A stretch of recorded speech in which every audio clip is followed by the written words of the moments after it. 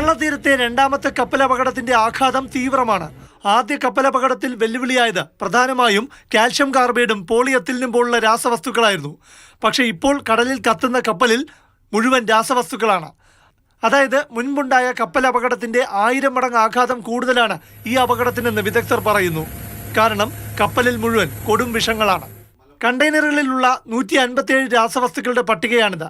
സംസ്ഥാന ദുരന്ത നിവാരണ അതോറിറ്റിക്ക് ഡയറക്ടർ ജനറൽ ഓഫ് ഷിപ്പിംഗ് കൈമാറിയ കണ്ടെയ്നർ മാനിഫെസ്റ്റ് ഞെട്ടിക്കുന്നതാണ്. പട്ടികയിൽ പരിസ്ഥിതിക്ക് ഹാനികരമായ രാസവസ്തുക്കൾ എന്ന ലേബലിൽ തന്നെ പല കെമിക്കലുകളുമുണ്ട്.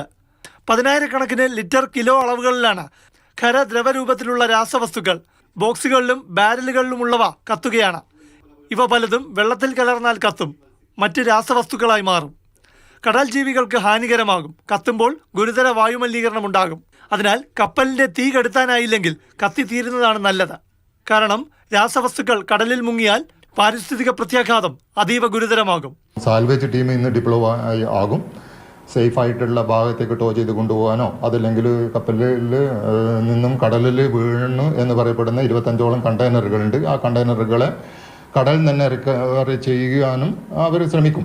കേന്ദ്ര സർക്കാരിന്റെ സമുദ്ര വിവരണ ശേഖരണ കേന്ദ്രമായ ഇൻകോയിസ് നൽകുന്ന മുന്നറിയിപ്പ് പ്രകാരം അപകടത്തിൽപ്പെട്ട കപ്പലിലെ വസ്തുക്കൾ തെക്ക് കിഴക്ക് ദിശയിൽ നീങ്ങാനാണ് സാധ്യത. കേരള തീരത്ത് അടിയാൻ 10% സാധ്യതയുണ്ട്. കോഴിക്കോട്, മലപ്പുറം, തൃശൂർ തീരങ്ങളിൽ പ്രതീക്ഷിക്കാം. പക്ഷേ കണ്ടെയ്നറിലെ വസ്തുക്കൾ തീരത്തടിയാൻ സാധ്യത അധികവും തമിഴ്നാട്, ശ്രീലങ്കൻ തീരത്താണ്. തുടർ മുന്നറിയിപ്പിന്റെ അടിസ്ഥാനത്തിൽ രാസവസ്തുക്കളുടെ സ്വഭാവം കൂടി പരിഗണിച്ചുള്ള ജാഗ്രതാ മുന്നറിയിപ്പ് തീരവാസികൾക്കും മത്സ്യത്തൊഴിലാളികൾക്കും നൽകാനാണ് തീരുമാനം. പ്രശാന്ത് കൃഷ്ണ, മാതൃഭൂമി ന്യൂസ്, തിരുവനന്തപുരം.